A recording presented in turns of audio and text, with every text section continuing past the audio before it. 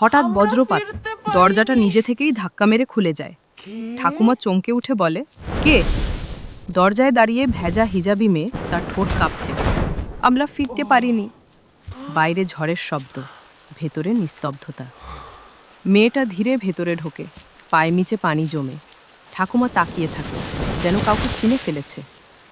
চুলার পাশে বসে মেয়েটা ফিসফিস করে, এই ঘরটা আমাদের ছিল।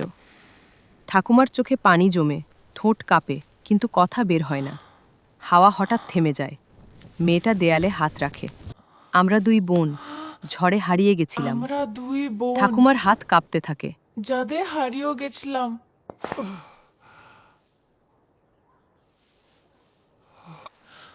বজ্রপাত আবার ঝলকে ওঠে। ঠাকুমা এগিয়ে এসে মেয়েটাকে ছুতে চায়, কিন্তু হাতটা তার শরীরের ভেতর দিয়ে চলে যায়। দরজাটা আবার হঠাৎ খুলে যায়, সবকিছু আগের মতো। মেয়েটা দরজায় দাঁড়িয়ে বলে, কে?